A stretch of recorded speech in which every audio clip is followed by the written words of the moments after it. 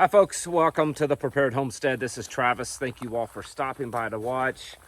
If I sneeze during this video, I apologize. I'm letting you know now because I've been mowing all day. Got most of our mowing done here on the property and went over to a brother's property in our tribe that needed it mowed and wasn't able to do it himself and got that done. So I'm just lots of dust, you know. It's that time of the year where it's really dusty. And about done with the mowing.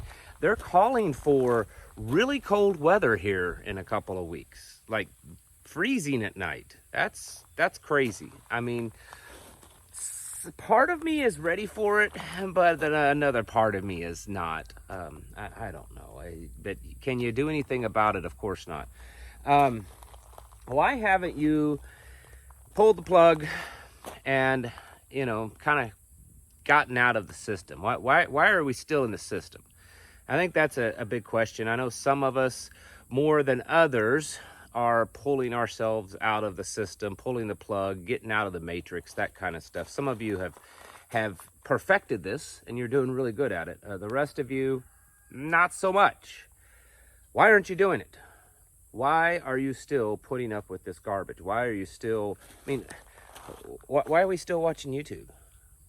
You know, I mean, I know you could say, well, it's your fault. You're making YouTube videos. Yeah, but why? Why are we doing it? I mean, I'm pointing the finger at myself too. I'm not saying you guys are bad. You should do like me. I mean, I'm standing here talking to you on a cell phone. Why are we still putting up with this? We should have long ago said that's enough. I think that's the big problem is we've gotten so comfortable and used to this life. It makes it difficult. We're afraid. I know that I'm not saying that you and I are a bunch of chickens and stuff, but deep down inside, we're like, you know, if I do it, where am I going to end up? Am I going to be homeless? It's because the system's stacked against us. You know, you speak out too much, and they'll throw you in jail for months and months on end, like they did the January 6 people. Or they'll seize your bank accounts, or they will, you know, cut you off the internet, or, you know, you'll lose your job, or, you know, there's all these things that's happened to people because they spoke out a little too loudly. I was talking to someone yesterday, and I'm not, of course, going to mention the name because it's a much bigger name than myself, not on YouTube, but on radio, and they've been dealing with it. You know, they're kind of like, what was it, the Dr. McCullough? You know, they canceled all his bank accounts. Well, this guy I know, they're kind of doing the same thing to him. His bank accounts weren't shut down. They just weren't processing any payments. And so all these fees and stuff were building up, you know, because he couldn't pay his bills, right? Because the bank were doing that. That happened to me, just us here just a couple of months ago. A bank that I've had an account with for years and years and years, 7-8 years. All of a sudden froze the account, wouldn't let us do any kind of business. I froze all the money in it and said that, well, we're trying to verify your identity. I'm like, verify my identity? I've had an account with you for like 7 years. I said, here's my ID card. No, we have to do our own. It took them like almost a month. Is it just a coincidence? That could be, but it seems to be happening a lot lately. They've got us by the choke collar. They know that. They know they have us by the choke collar. And it's now down to kind of a battle of wits. Who has the strongest willpower? It's kind of like child, you know. Those of you that are parents, you know what I'm talking about. It's their will against your will, and it's this constant back and forth. Not constant, but at times, especially when they get to a certain age. You know, we've got a 15-year-old boy in our household, and that's a perfect age for that. They know everything. You know, they've already figured out the meaning of life. There's nothing they don't know how to do at 15 years old. It's amazing. We should be hiring 15-year-olds to build rocket ships and bridges and skyscrapers and design engines because they know how to do everything. It's kind of like that between us and the government. It's this battle of willpower and who is going to prevail. And for the most part of the population, they've given in. They trust the government. Oh, we trust this stuff you tell us to put in our bodies. In fact, I think it was just today Biden was talking about yeah, you know what I'm talking about. And he said, you shouldn't even question it. I'm not quoting him exactly, but he's, don't even question it. Just do it. Just do it. Just trust us. Just trust the government. Didn't Ronald Reagan say something about that? Oh, we're here, we're from the government, we're here to help. Well, it's kind of the same thing. We have given over the responsibility of our lives in large part to the system, not just to the government, but to the systems that the government supports. And I'm talking about like the supply chain, the food supply chain. Things used to be local. At some point, probably your grandparents or great grandparents or maybe parents, depending on maybe even you, depending on your age, the food that you ate for a large part was not dependent upon a big supply chain. It was dependent upon Farmer Joe harvesting his potatoes and driving them down to the little market where you picked them up, or even in his front yard, a little stand. That was very common. Or your potatoes were dependent upon you growing them. They weren't dependent upon potatoes all over the world. Have you seen those memes, of like mangoes, and they're harvested in somewhere in South America, and then they ship the mangoes to over in Asia and Thailand, I think, and then they process them there and put them in cups, and then they send them back to the United States. I mean, they're going around the world just to get you a little cup of diced mangoes that probably aren't healthy for you anyways. This is a system that we're living under is government supported. So it's government or the systems that government support and create. And we've become dependent upon that. We can't imagine not having air conditioning. I've had people on here, because I've said this before, that we have experienced it ourselves personally in trying to build a homestead in the beginning stages. And I know people around here that are starting off fresh and new. They bought raw land, and they're either living in a little RV or a tiny little cabin or even a tent, and they don't even have air conditioning. All summer long, didn't have air conditioning. I had someone tell me, that's impossible. I actually had someone argue with me in the comments several months back that it's impossible for someone to go through the summer without an air conditioning. Like, man, I don't know how I survived as a child. We didn't get air conditioning until I was like 14 or 15 years old. It's amazing. It must be really tough. But we can't imagine surviving without electricity. We can't imagine surviving without being able to go to the pharmacist and get all bunches of pills that these doctors tell us to take. We can't imagine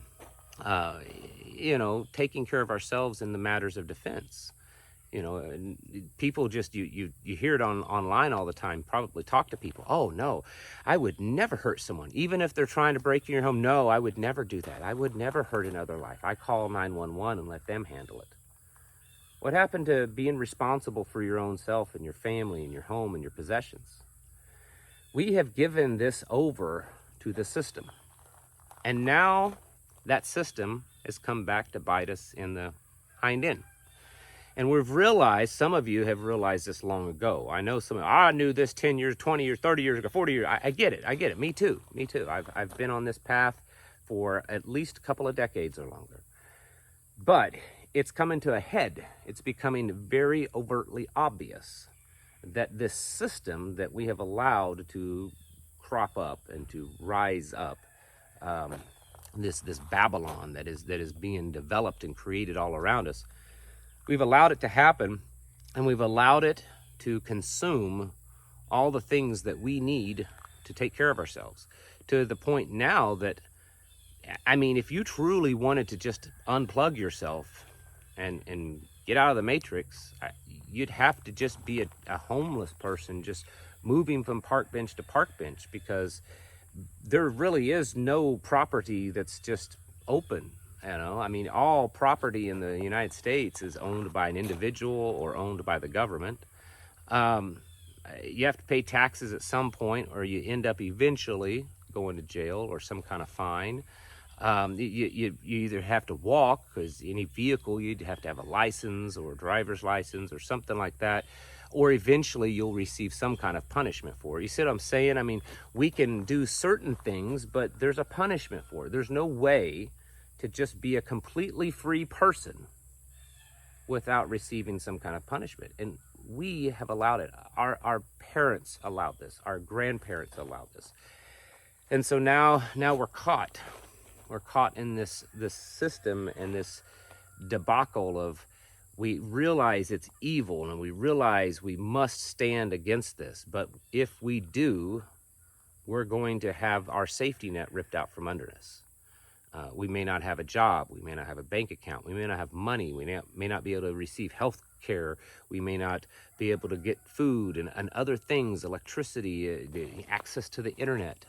All of these things could very well be taken away from us if we don't comply with their rules. I mean, this is the great plan that they're putting out. And so you're kind of left with a few choices, very few. You can, of course, comply. And I think most of you know what the end result is going to be. You know, go here's your little corner of your FEMA camp. Here's your little pod in your smart city where you're constantly monitored from, you know, the 1984, you know, whatever people. Or you can be, you know, have it pulled out from under you and try to come up with some way to survive, because it's such a shock. One day you're in the system, and the next day, you know, when they tell you now these things are required, and you say no, and then what are you going to do? And then there's the third option. Third option is what I promote, what many of you are already doing, and that's leave the system on our own accord. It's more gradual. We can do it at our own pace. It's not so shocking. It's not this Band-Aid ripped. It's hard. It's hard to do it. I mean, the physical labor, the sacrifice, you know, so many people around us are doing this, and they have sacrificed a lot.